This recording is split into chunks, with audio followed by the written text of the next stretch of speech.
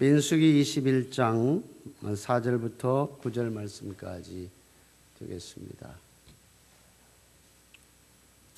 제가 4절 읽습니다. 백성이 호르산에서 출발하여 홍해길을 따라 에돔 땅을 우회하려 하였다가 길로 말미암아 백성의 마음이 상하니라. 백성이 하나님과 모세를 향하여 원망하되 어찌하여 우리를 애굽에서 인도해내어 이 광야에서 죽게 하는가. 이곳에는 먹을 것도 없고 물도 없도다. 우리 마음이 이 하찮은 음식을 싫어하노라 하며 여호와께서 불뱀들을 백성 중에 보내어 백성을 물게 하심으로 이스라엘 백성 중에 죽은 자가 많은지라. 백성이 모세에게 이르러 말하되 우리가 여호와 당신을 향하여 원망함으로 범죄하였사오니 여호와께 기도하여 이 뱀들을 우리에게서 떠나게 하소서. 모세가 백성을 위하여 기도하며 여호와께서 모세에게 이르시되 불뱀을 만들어 장대우에 매달아라. 물린 자마다 그것을 보면 살리라. 모세가 놋뱃을 만들어 장대우에 다니 뱀에게 물린 자가 놋뱀을 쳐다본 즉 모두 살더라. 아멘. 할렐루야. 우리 교회가 아멘을 잘 안 하기 소문난 교회죠. 오늘 좀 아멘 좀 많이 했으면 좋겠다는 생각이 듭니다. 어떤 분은 물 만나셨나 봐. 왜냐하면 아멘 할 수 있는 정말 우리의 신앙 고백이 참 많이 있습니다. 그래서 그렇습니다. 오늘 본문의 상황은 시간적으로 볼 적에 이스라엘 백성들이 이제 출애굽한 지 한 40여 년 가까울 때였어요. 우리가 이스라엘 백성들이 출애굽에서 광야 여정을 지나간 시간을 우리는 40년으로 잡습니다. 성경이 그렇게 말씀을 하니까요. 그런데 오늘 본문이 기록하고 있는 시간적 배경은 40년 가까워올 때라는 것입니다. 그러던 중에 이스라엘 백성들이 가나안 문턱에서 오늘 또 하나의 사건을 접하는데 이 사건은 오늘 본문 사건이 배경이 되는 사건이 될 수 있어요. 민수기 21장 시작이 이스라엘 백성들이 전쟁에서 대성을 거두는 걸로 시작합니다. 그러니까 남쪽 이제 가나안을 지경으로 볼 때 남쪽 네게브라고 하는 지역에 아라시라고 하는 곳의 왕을 대파해서 승리합니다. 오늘 한번 볼까요? 1절부터 3절까지예요. 제가 읽어보겠습니다.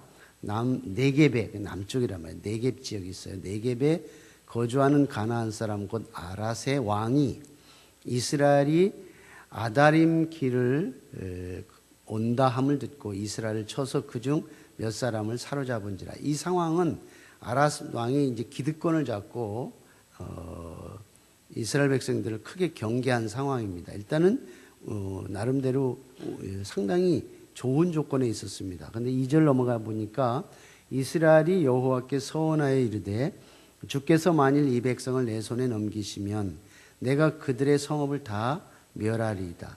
전세적으로는 아주 열세했어요. 그런데 하나님 앞에 나가서 이렇게 기도를 합니다. 그리고 나니까 3절에 이렇게 기록이 되어 있어요. 여호와께서 이스라엘의 목소리를 들으시고 가나안 사람을 그들의 손에 넘기심에 그들과 그들의 성읍을 다 멸하니라. 그러므로 그곳 이름을 호르마라 하였더라. 자, 내용을 정리하면 이스라엘 백성들이 처음 좋지 않은 상황에서 전쟁을 시작했어요. 근데 하나님이 도우셔서 대성을 거두었다는 거예요. 왜 이 사건을 이렇게 초반부에 이렇게 정리를 해놓고 오늘 우리가 읽었던 오늘 본문의 말씀을 주셨을까 하는 것이 전체 구조에 있어서 굉장히 중요한 위치를 차지한다는 생각을 제가 해봤습니다. 일단 대성을 거뒀어요. 어떻게 대성을 거뒀죠? 하나님이 도와주셨어. 하나님이 도와주셔서 자기들의 역량으로는 할 수 없는 상황을 하나님께서 아랏의 왕을 대파하고 크게 정복한 사건을 주셨어요. 이건 큰 은혜라고 생각을 합니다. 그리고 나서 이제 이스라엘 백성들이 다시 호르산을 떠나요. 그 사건을 경험하고 호르산을 떠나서 가나안을 향해서 가죠. 그러다가 이제는 막 에돔 땅을 지나가야만이 이제 요단 동편 요단강을 건너서 가나안으로 진입하게 돼 있는 거예요. 그런데 이 에돔 땅을 가려고 하니까 굉장히 이제 어려운 거예요. 에돔 땅을 지름길로 가려면 전쟁이 불가피해요. 못 가게 막으니까. 그래서 우회를 합니다. 우회하는 상황에서 오늘 사건의 동기가 시작되는 거예요. 자, 그 본문 4절에 기록이 됐어요. 오늘 4절입니다. 우리가 읽었던 4절 말씀인데, 백성이 호르산에서 출발하여 홍해길을 따라 에돔 땅을 우회하려 하였다가 길로 말미암아 백성의 마음이 상하니라 그랬어요. 왜 우회를 해야 하냐면 이스라엘 백성들이 안전하게 갈 수 있는 길이 우회하는 길이었어요. 그래서 그건 불가피한 선택이었습니다. 안전하게 가는 것이 중요하니까. 그런데 그 길을 걸어가다가 그 길이 척박함으로 인해서 마음이 상한 거예요. 아주 마음이 불편해졌어요. 여러분, 우리가 말이에요, 신앙생활하면서 시작의 원인이 마음으로부터 시작돼요. 모든 행동의 동기가 마음으로부터 시작된다는 걸 알 수 있어요. 어떤 사건이 마음에 상함이 올 때 이게 시작이 된다는 거예요. 참 이때가 우리가 가장 조심해야 되는 그런 상황이라는 거죠. 이 마음의 상황이 우리 믿음의 울타리를 벗어나게 하는 거예요. 우리는 믿음의 울타리 속에 딱 살아가고 있거든요. 우리의 마음속에 믿음이 주장을 해요. 이게 하나님 나라가 하나님이 나를 통치하고 다스린다는 거죠. 근데 그 믿음의 울타리가 내가 마음이 상함을 통해서 내 주장이 확 튀어나오는 거예요. 그래서 마음의 울타리를 뛰어넘어요. 마음의 울타리를 부셔버리고 말아요. 이 단계가 된다는 거예요. 왜냐하면 이 마음의 상함의 단계라는 것은 인간은 감성의 존재예요. 이 감성이라는 게 굉장히 어떤 행동을 유발시키는 데 중요한 역할을 하게 되는데, 마음이 상함이 내가 어떻게 그 상황을 대처하느냐에 따라서 그런 감정을 행동으로 옮기게 되면 엄청난 범죄로 발전하게 된다는 거예요. 살인도 마음의 상함부터 시작되고, 원한도 마음의 시작으로부터 시작돼요. 미움도 마음으로부터 시작돼요. 그래서 네가 마음으로 음욕을 품으면 이미 간음하였느니라. 마음으로 다른 사람의 것을 탐하면 이미 도적질을 하였느니라. 미움이 마음에서 강하면 이미 너는 그 사람을 구타한 거예요. 예수님이 굉장히 엄격하게 적용을 한 것을 볼 수 있어요. 그러니까 마음이 상할 때 우리가 이 컨트롤을 어떻게 하느냐는 우리의 신앙에 있어서 굉장히 섬세하게 훈련되어야 될 부분이라는 거예요. 마음에 따라 행동하지 마세요. 마음의 감정에 따라 행동하면 하나님이 기뻐하시지 않아요. 하나님이 기뻐할 수 있는 행동을 우리가 할 수 없다라는 것입니다. 자, 조심하자고요. 마음의 이 발로가 굉장히 중요하다 하는 걸 우리가 한번 짚고 넘어가 봅니다. 자, 그 다음 원문으로 넘어가서 보면 이스라엘 백성들이 마음에 상했어요. 이제 다음 단계로 넘어가는데 그 다음 단계가 굉장히 중요한 거예요. 지도자들 원망하기 시작하는 거예요. 5절 봐요, 5절. 백성이 하나님과 모세를 향하여 원망하되 어찌하여 우리를 애굽에서 인도하여 내 이 광야에서 죽게 하는고. 잘 들어보세요. 어서 많이 듣던 얘기죠. 이곳에서 먹을 것도 없고 물도 없도다. 우리 마음이 이 하찮은 음식을 싫어하노라. 마음이 상하게 되자, 왜 이렇게 길이 못됐어? 이렇게 나와야 되는 거 아니에요? 왜 이렇게 길이 척박해? 왜 이렇게 멀어? 이렇게 얘기해야 되잖아요. 근데 하나님과 모세를 원망해서 하는 얘기가 왜 우리를 애굽에서 근본적인 문제를 또 꺼내는 거예요. 왜 우리를 애굽에서 이끌어냈어? 여기는 먹을 것도 없고 마실 물도 없고 왜 우리를 여기서 죽게 하는 거야? 이 얘기 한 번 들어보는 게 아니에요. 여러 번 지금 이 얘기를 하고 있는 거예요. 여러분, 민수기, 출애굽기, 우리가 창세기 중요한 부분만 지금 다뤄보고 있는데 구속사에 이 얘기를 여러 번 해요.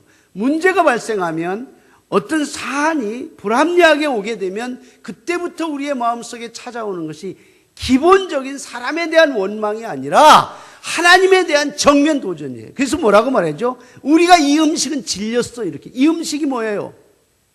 하나님이 주신 거죠. 하나님 주신 만나예요. 아무것도 일하지 아니하고 광야 여정을 걸어왔던 이 백성들에게 하나님께서 양식을 공급해서 그들의 생명을 연장시켜 준 것이 하나님의 은혜였는데 우리는 더 이상 이 음식을 싫어해. 이렇게 말합니다. 왜 우리를 애굽에서 인도했어? 여기는 먹을 것도 없고 마실 물도 없고 우리는 이 음식에 대해서도 실증이나, 이런 얘기예요. 이게 누구에게 얘기하는 거예요? 모세에게 얘기하는 거예요? 이건 하나님에 대한 정면 도전이에요. 정말 이게 중요한 일입니다. 이 이스라엘 백성들이 모세나 지도자에 대한 원망은 그 근간이 하나님에 대한 불평이 있는 거, 담겨져 있는 거예요. 근데요, 참 놀라운 건요, 이 사람 어느 누구도 하나님을 원망한다는 생각을 전혀 안 해요. 우리가 그래요. 하나님을 원망해? 무슨 천벌 받을 일이야? 이렇게 얘기하는데 자세히 그 신앙의 면모를 들여다보면 하나님을 원망하고 있어. 이게 무서운 전략이에요. 이게 사탄의 무서운 전략이라고요. 누구나 하나님을 원망한다라고 생각하지 않으면서 시작하는데 결국은 하나님을 원망하는 것으로 끝이 나요.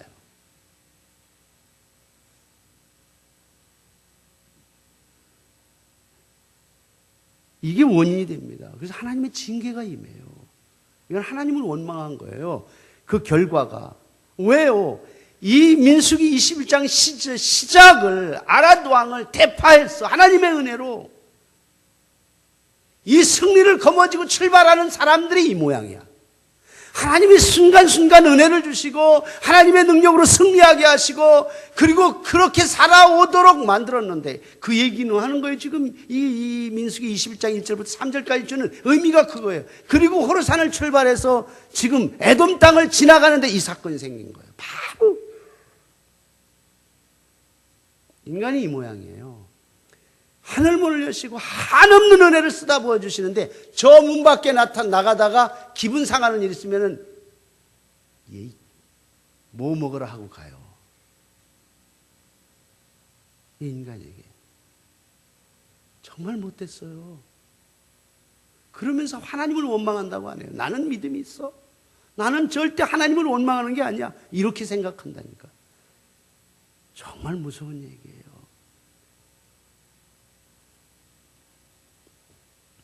징계가 주어졌다는 건 하나님에 대한 분명한 심각한 문제가 있다는 결과예요.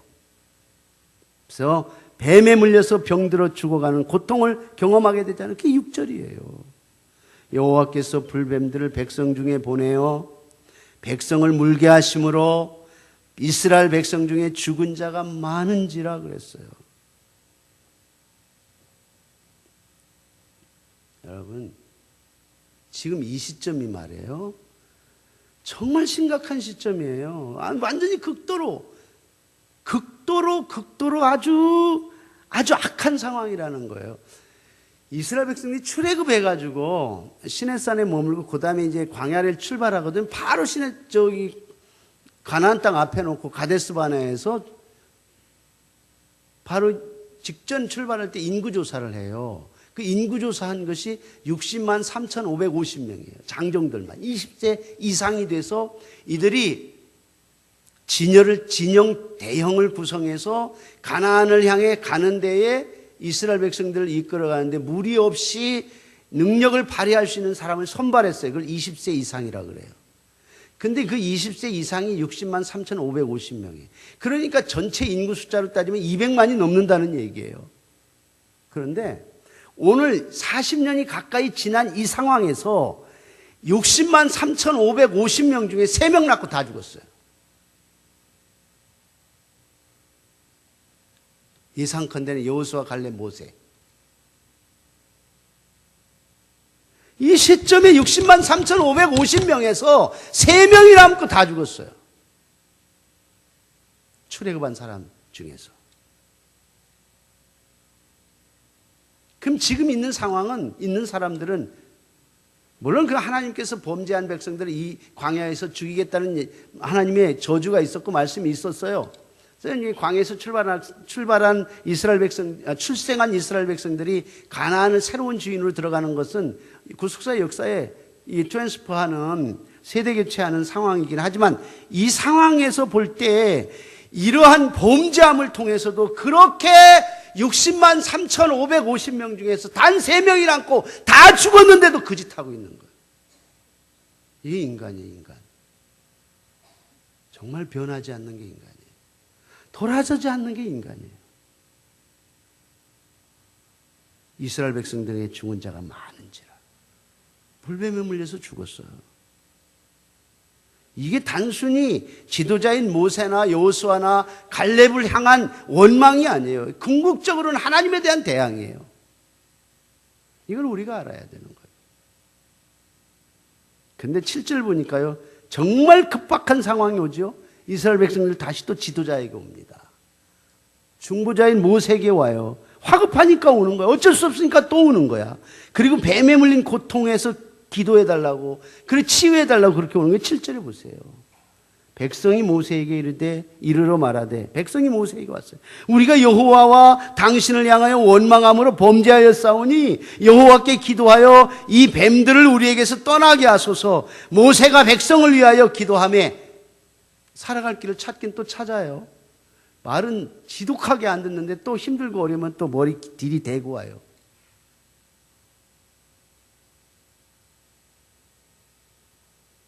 참, 이런 상황에서 우리의 마음속에 질문이 오는 게 있어요. 이 사건을 우리가 접하면서 과연 우리의 삶에 찾아오는 고통과 질병의 문제, 이 문제는 과연 어떻게 해결할 수 있을까? 어떻게 해결하는 것이 이 문제의 해결인가? 그 방법은 어디에서 어떻게 찾을 수 있는가? 이게 우리의 질문이죠.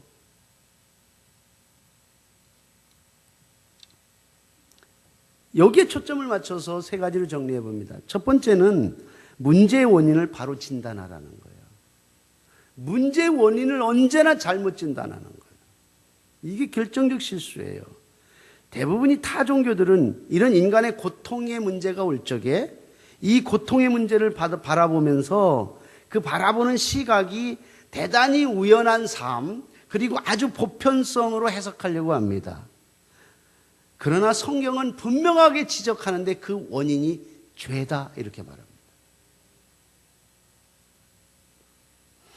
원인이 죄다 이렇게 가르쳐주고 있어요. 인간의 죽음이라는 원인은 죄로부터 출발하는 거예요. 그런 것처럼 그의 확대가, 그 죄의 확대가 우리의 인생을 너무 고통스럽게 하는 거예요. 자기 잘못을 다른 사람들에게 핑계하기 좋아하고, 원인이 자기에게 있는데 다른 사람에게 내 왜 애굽에서 이끌어냈냐, 여기는 먹을 것도 없고 이제까지 먹고 산 건 뭐야?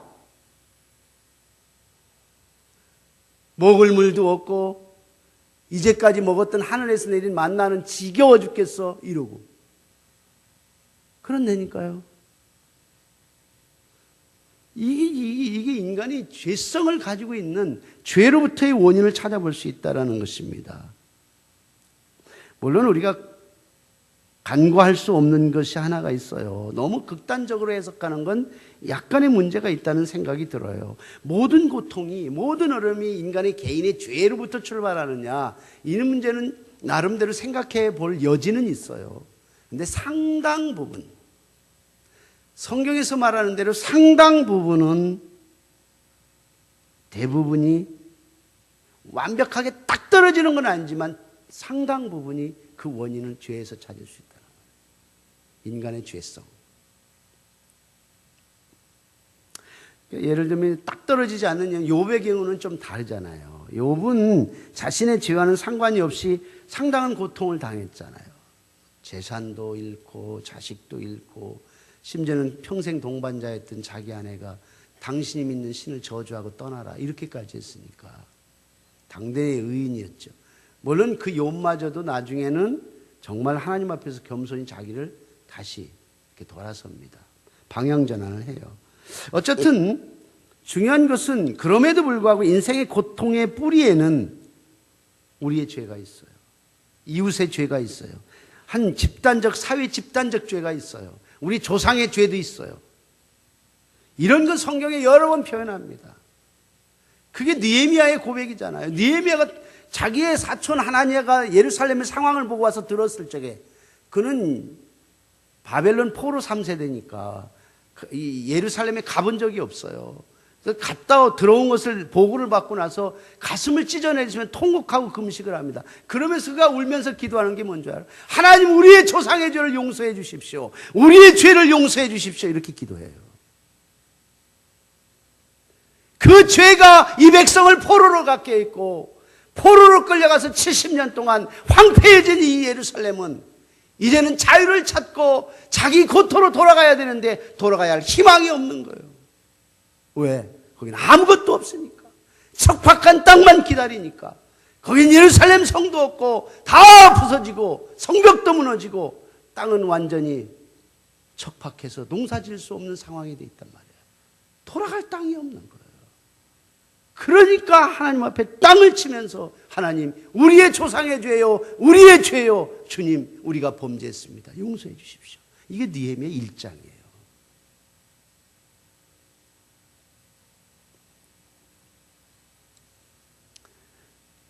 여러분, 성경은 이렇게 죄라는 놈이 우리를 그렇게 힘들게 만든다는 부분을 이야기해 주고 있어요. 우리의 잘못이에요. 우리의 실수예요. 우리의 연약함입니다. 우리의 불신앙이에요. 여러분, 자동차 사고가 나면 운전한 사람이 부주의한 것이 상당히 많아요. 잠 못 자서 2시간. 저 어느 날 12시 넘어서 지난 금요일 날도 심야기도 끝나고 12시 넘어 잤는데 2시 10분에 깨갖고 내내 잠이 안 오는 거예요. 이럴 때 있어요. 그러고 낮에 장거리 운전한다고 해보세요. 졸립잖아요. 사고 나면 그건 자기 잘못이죠. 요새는 무슨 방어운전도 한다지만 음주운전을 한다든지, 예? 정신을 팔고 딴짓 이렇게 폰을 받다가 전화를 하다가 사고가 난다든지, 어쨌든 자기 운전자의 부주의로 유발시킨 사고가 많이 있을 수 있는 한 예예요, 이거는. 예? 물론 나의 잘못 때문에만 일어나는 것도 아닐 수도 있지만, 그러나 운전자의 잘못을 간과할 수 없는 거예요. 그 자신이든 상대편이든지 간에. 여기서 우리는 적어도 우리 자신의 고통에 대해서 자신이 얼마나 그 원인을 제공하고 있는지 정확하게 분석해 봐야 된다는 거예요. 자신의 죄를 성찰하고 그 깨닫고 정확한 진단해야 치유할 수 있는 방법이 나오는 거예요. 이게 가능한 거예요. 오늘 본문이 뭐라고 말씀하고 있어요? 뱀에 물려 고통 가운데는 이스라엘 백성들의 치유가 어떻게 시작되는지 한번 주목해 보세요. 단어가 2가지 나와요. 하나는 범죄했나인데 하나는 기도하며. 7절입니다. 오늘 본문 7절이에요. 백성이 모세에게 이르러 말하되 우리가 여호와와 당신을 향하여 원망함으로 범죄하였사오니 여호와께 기도하여 이 뱀들을 우리에게서 떠나게 하소서. 모세가 백성을 위하여 기도하며 이렇게 기록을 했어요. 여기 핵심이 뭐예요? 우리가 잘못했습니다. 이거예요. 우리가 범죄했습니다. 이 고백이에요. 방금 전만 해도 이 고통들이 지도자 당신들 때문에 우리가 잘 살고 있는 애굽에서 왜 인도했어? 여기는 먹을 것도 없고 물도 없고 이제는 그놈의 만남과 모식인가 지겨워 죽겠어. 이랬단 말이에요. 이게 자기들 본성이에요. 문제가 생기면 다른 사람에게 핑계하고 원인을 전가하고 하는 것이 인간의 본성 속에 있단 말이에요. 그런데 그냥 딜이 직살나게 두드려 맞으니까 이 죽게 됐으니까 그제서야 이제 아이고야 잘못됐네. 하나님과 당신을 향하여 원망함으로 내가 범죄했습니다. 내가 죄인입니다. 이 원인은 내게 있습니다. 이렇게 말하는 거예요. 이 치유라는 것은 이 고백으로부터 시작되는 거예요. 이 고백이 없으면 치유가 불가능해요. 우리가 범죄했고 우리가 잘못했습니다. 여기서부터 진정한 치유가 시작되는 거예요. 이걸 우리는 회개라는 말을 써요. 회개. 돌아선다는 거예요. 방향을 돌이킨다는 말이에요. 방향의 전환, 유턴한다는 거예요. 세상을 향해서 자기 자아와 자기 중심적인 삶에서 하나님 쪽으로 돌아선다는 말이에요. 이게 회개. 돌아서 방향이 전환해서 하나님 쪽으로 돌아가야 되는 거예요. 이 세상의 그 어떤 존재도 이 죄에 대한 깨달음과 죄로부터 돌이킴이 없이는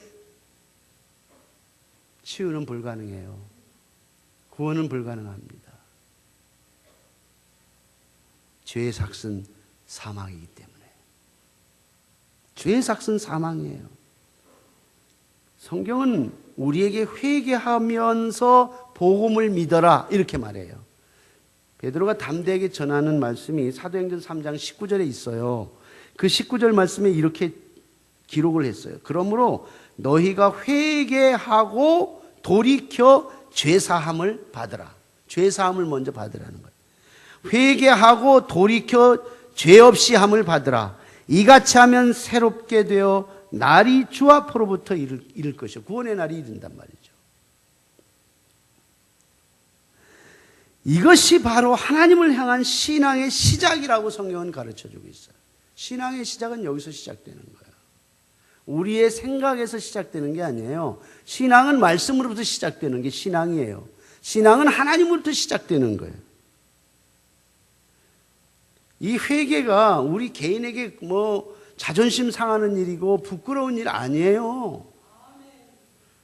하나님께 나아가는 길이라는 것을 명심할 수 있기를 축원합니다. 하나님께 나아가는 길이에요. 그래서 여러분, 우리가 하나님 앞에 나와 기도하면 많이 울어야 돼요. 많이 울어야 돼. 뻔뻔하게 와서 그냥 가는 게 아니라 우리가 하나님 주신 은혜를 생각하고 그 은혜에 보답하지 못하고 살았던 우리의 삶을 돌아보면 엉엉 통곡하면서 그냥 눈물 적시고 그냥 마스카라 한 거 그냥 다 그냥 지우고 가야 돼. 여러분, 많이 이 시대면 이 시대일수록 피리를 불어도 춤을 추지 않는 시대. 이 시대에 우리는 하나님 앞에서 많이 울어야 합니다. 많이 울 수 있기를 주님의 이름으로 축원합니다. 정확하게 진단하라는 거예요. 두 번째는 그 다음에는 하나님의 처방 방법을 찾아라. 그리고 인정하고 받아들이라는 거예요. 이게 두 번째예요. 여러분, 우리가 종종 병원에 가잖아요. 의사 선생님들이 원인을 찾아서 이제 이게 원인이 뭐야 하고 치유가 시작되는 거예요. 원인을 찾지 않으면 이게 치료가 불가능해요. 그래서 언제부터 아팠습니까? 물론 이제 나이부터 따지. 나이가 다 이렇게 차트 보고서 그리고 언제부터 아팠습니까? 어디가 아픕니까? 막 이렇게 따져요. 다 이렇게 그리고 이렇게 만져보기도 하고 그런단 말이에요. 그러면 병을 초래한 잘못이나 습관이나 이런 문제들을 이제 지적하는 거죠. 그걸 우리는 진단이라고 말해요. 정확한 진단을 한 다음에 이것이 의사가 처방해 줄 때 그 처방을 잘 따라야 되는 거예요. 제가 며칠 전에 병원에 가서 이렇게 뭐 염증이 다 치료됐네요. 이렇게 이렇게 보더니 무릎에 물이 찼네. 조금 부었는데 이거 안 되겠다. 이거 좀 생각해 봐야 되겠는데, 사진 찍어 봐야 되겠는데 하더니 무릎에서 45cc 물이 나왔어요. 나중에는 이러고 어떻게 다녔어요? 그러더라고요. 열심히 다녔습니다. 제가 한 3주 됐나요? 3주 됐을 때는 정말 다리 왼쪽 무릎이 발목이 아파가지고 정말 걷기가 힘들었어요. 제가 웬만하면 아프다 소리를 안 하는데 너무너무 아픈 적이 있었는데 그게 제가 아주 큰 실수를 했어요. 큰 실수를. 그러니까 조금 이제 뭐 이렇게 무릎이 좀 안 좋아가지고 좀 걷는 모습이 좀 안 좋았던가 봐요. 그래서 주변에 있었던 어느 학교 갔는데 그 법인처장이 이거 아주 유명한 데가 있다고 그래서 가르쳐 준다는 거야. 그래서 좀 있다가 이렇게 자기가 데리고 가서 보니까 그 과장 형님이 통증 치료하는데 의사였더라고요. 근데 그분 이제 얘기를 듣고 이제 뭐 치료하고 뭐 하니까 뭐 많이 가벼워지고 좋아요. 그래서 이건가 보다 하고. 근데 이 요인은 뭐냐면 잘 스트레칭 하라고. 여러분들도 좀 잘 유념해서 들어 이런 건. 혹은 이런 건 잘 들을 거야 아마. 잘 안 들으라고 해도. 그러니까 잘 스트레칭을 하려는 거예요. 저도 이렇게 평생을 서 있었잖아요. 평생을 서 있잖아요. 거의 이렇게 주로. 그러니까 이게 다 굳어지는 거예요. 이 근육들이 굳어져서 부드럽지를 못하니까 결국은 극단적으로 얘기하면 뻗정 다리로 걷는 거예요. 이거는 이 대퇴부에서 근육, 무릎에서 근육, 발목에서 근육, 이게 소프트하게 이렇게 걸어줘야 충격을 안 받는다는 거예요. 완충 이렇게 해야 되는데 결국은 이렇게 서 있으니까 이게 굳어지니까 늘 이렇게 뻣뻣하게 걷는 습관이 되는 거예요. 그래서 근육이 점점 경화되고 굳어져 간다, 이런 얘기를 하더라고요. 그 얘기를 듣고 일리가 있어요. 그래서 이제 제가 목요일날 병원 갔는데 토요일날 내일 주일이니까 아주 열심히 해야지. 그러면서 운동을 했어요.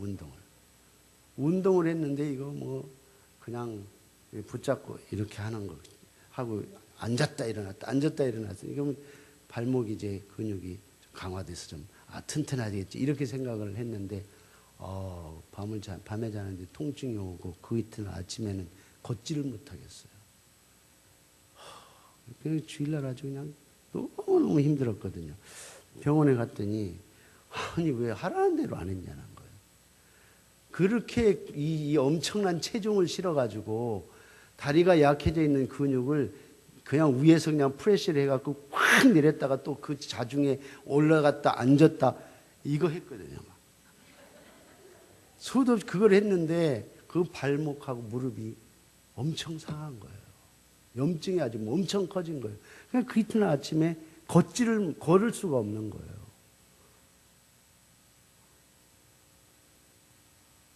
여러분, 원인을 잘못 파악하게 되면 더 큰 죄가 유발이 돼요. 이건 뭐 작은 얘기 같지만 중요한 것은 잘 정확하게 원인을 분석하고 그리고 그것을 잘 치료를 해야 되는, 잘못한 병을 더 키운다는 거예요. 왜? 잘못했기 때문에.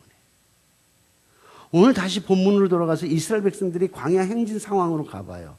불뱀에 물린 이 백성들을 향한 하나님의 처방이 뭐였어요? 하나님의 처방이 8절에 기록이 됐습니다. 8절에 보니까 여호와께서 모세에게 이르시되 불뱀을 만들어 장대 위에 매달아라. 물린 자마다 그것을 보면 살리라. 이게 정말 예상치 못했던 처방입니다. 아니, 뱀에 물린 자들에게 뱀을 보아라? 이게 무슨 처방이야? 그냥 허공에다 대고 근육을 풀어주는 걸 하라니까 그냥 엄청난 몸에 자중을 실어서 그냥 앉았다 일어났다 앉았다 일어났다 이렇게 하니까 그 다음날 일어나지도 못하고 걷지도 못하게 더 악화시키는 거예요. 그냥 봐라. 이상한 메시지예요. 이상한 메시지. 근데 이 메시지가 기독교의 핵심이 되는 거예요. 최고의 복음으로 선포되는 순간이란 말이에요. 이게 1500년이 지난 후에 예수님이 이 땅에 오시고 자신을 밤에 방문한 사람이 있었어요. 아주 유명한 사람이에요. 입법부의 그래도 최고의 수장이 될 만큼 산헤드린 의회에 아주 유명한 사람 니고데모가 찾아와요. 그리고 예수님께 그렇게 말합니다. 어떻게 하면 영생을 얻을 수 있습니까? 어떻게 하면 구원을 얻을 수 있습니까? 내가 정말 율법에 대가고 율법을 갖고 어려서부터 자라났고 8세가 되면 할례를 받고 그리고 율법 선생의 교육을 받고 최고의 학부를 나오고 그리고 나는 사법부, 행정, 행정부, 입법부에 어떤 영향력을 행사할 수 있는 사내들의 의원이 됐습니다. 그런데 아직도 내 마음속에는 고통이 있어요. 내 마음에는 자유가 없습니다. 내 마음에는 고통과 번뇌가 있고 진정한 율법 안에서의 자유를 찾지 못했습니다. 어떻게 하면 내 인생에 자유가 있고 참 기쁨이 있습니까? 하나님을 만날 수 있습니까? 이게 니고데모의 답변, 질문이었어요. 예수님께 찾아 나와서 예수님은 엄청난 진리를 얘기하지 않았어요. 사서삼경을 얘기한 것도 아니야. 대학을 얘기한 것도 아니에요. 요한복음 3장 14절에 보니까 이렇게 말해요. 모세가 광야에서 뱀을 든 것 같이 인자도 들려야 하리라. 이게 처방 방법이었어요. 모세가 광야에서 뱀을 든 것 같이 인자도 들려야 하리라. 이게 무슨 뜻이에요? 이게 무슨 의미냔 말이에요. 오늘 민수기 21장 사건을 갖고 예수님이 재해석해 주는 거예요. 하나님께서 광야에서 하나님을 반항하고 불순종하고 그래서 불뱀에 물려 죽어가는 이스라엘 백성들을 살리기 위해서 그 방법이 장대에 놋뱀을 다룬 거예요.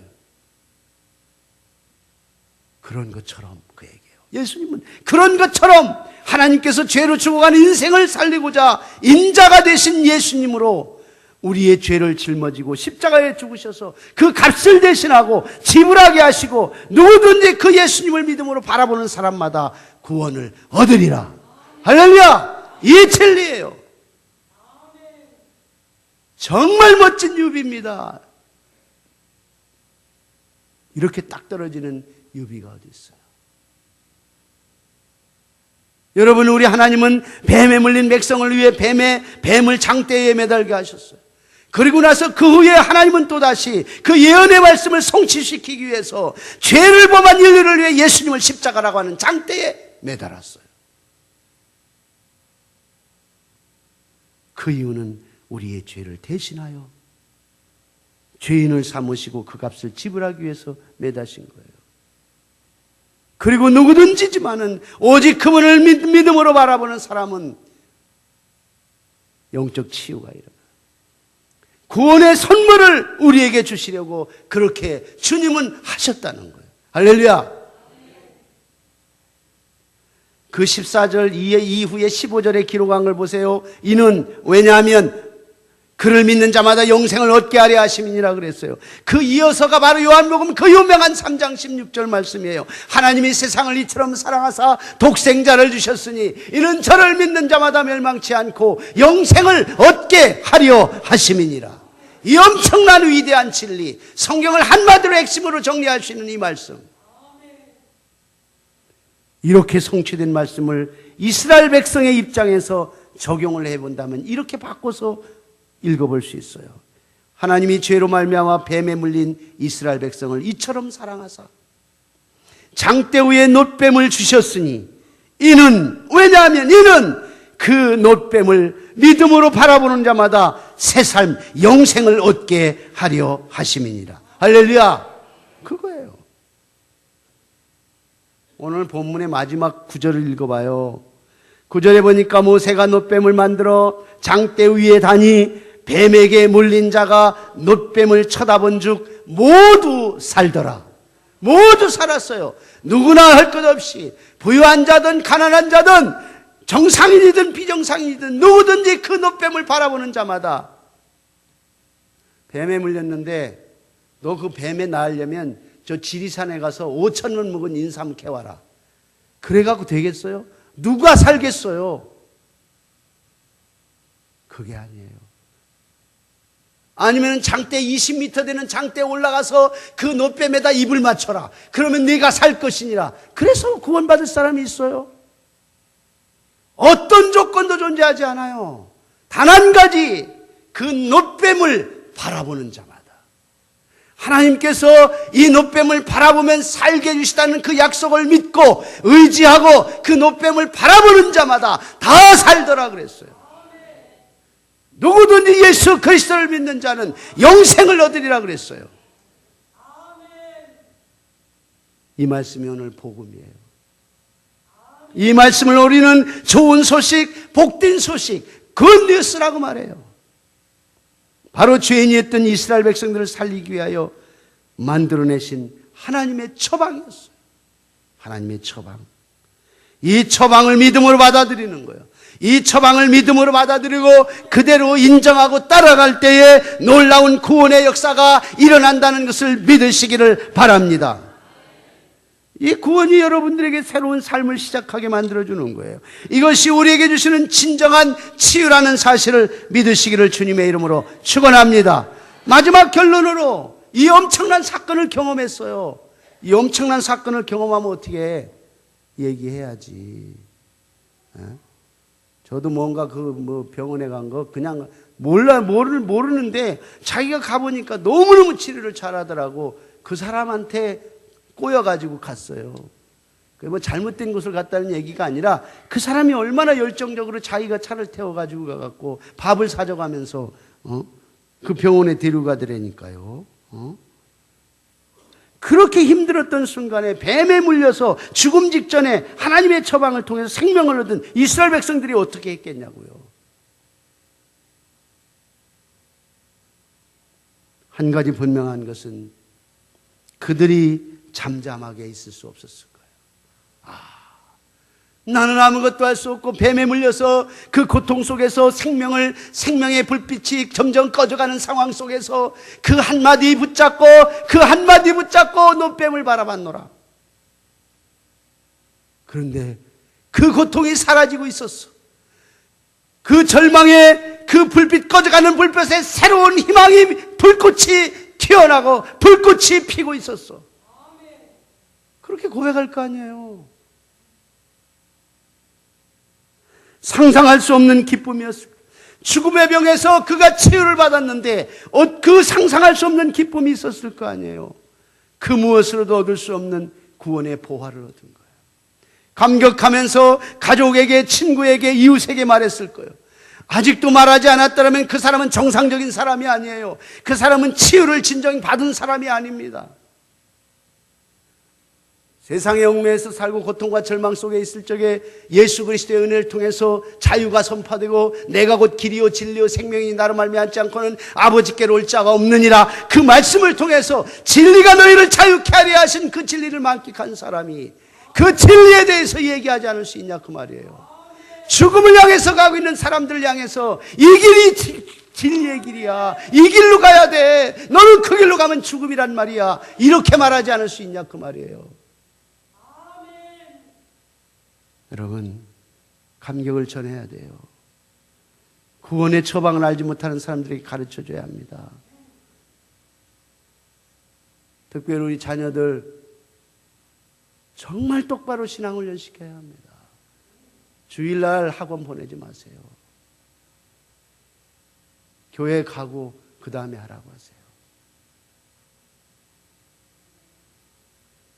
그거는 인생의 아주 지엽적인 거예요. 생명은 불꽃입니다. 꺼져버리면 그만이에요.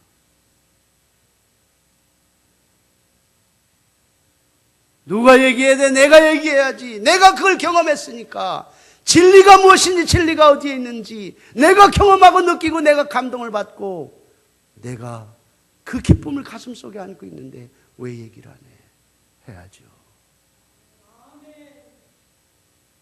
우리의 죄를 위해서 십자가에서 대신 죽으시고 다시 사신 예수님, 살아계신 주 나의 참된 소망, 걱정 근심 전혀 없네, 사랑의 주 내 갈 길 인도하니, 내 모든 삶의 기쁨 늘 충만하네. 할렐루야. 이 기쁨이 우리에게, 여러분들에게, 여러분 자녀들에게, 우리와 함께하는 모든 이에게 있기를 주님의 이름으로 축원합니다. 예수님만이 우리의 구원이요 진정한 치유자입니다. 그분만이 우리의 길을 가이드할 수 있어요. 이 세상에 어느 무엇도 진리의 길을 이끌어갈 수 있는 분은 없습니다. 예수님밖에 없어요. 그래서 우리는 그분을 이야기해야 돼요. 그분을 우리는 선포해야 됩니다. 교회는 우리가 모이는 존재 이유와 목적이 있어요. 이렇게 하나님 앞에 예배하기 위해서 우리는 모이는 교회로 존재해. 그렇지만은 이렇게 받은 은혜를 통해서 우리는 세상에 나가 흩어지는 교회로 복음을 증거하고 살아있는 생명을 전해야 되는 거예요. 이게 우리의 존재 목적이에요. 우리의 존재 이유예요. 가장 큰 우리 드림교회가 존재하는 이유요 목적입니다. 이 사명을 잊지 말고 실천해서 하나님께 기쁨이 되는 저와 여러분들이 될 수 있기를 주님의 이름으로 축원합니다. 할렐루야. 은혜로우신 우리 아버지 하나님, 이 엄청난 사건들을 다시 한번 보면서 우리의 인생의 고통과 절망이 찾아올 적에 우리 주님은 그 모든 문제를 해결해 주셨습니다. 원인을 정확하게 판단하고 그리고 정확한 처방을 우리가 받아들임으로 인하여 우리는 이제 자유를 경험하고 이 세상에 얽매이는 인생이 아니라 진정한 자유인으로서 진정한 하나님의 백성으로 삶의 의의와 의미와 목적을 가지고 힘있게 능력있게 살아갈 수 있는 하나님의 백성이 되었습니다. 하나님, 우리가 믿음 안에 살게 하여 주옵소서. 주님의 뜻을 붙잡고 살아가는 하늘의 백성들 되게 하여 주옵소서. 예수 그리스도의 이름으로 기도하옵나이다. 아멘.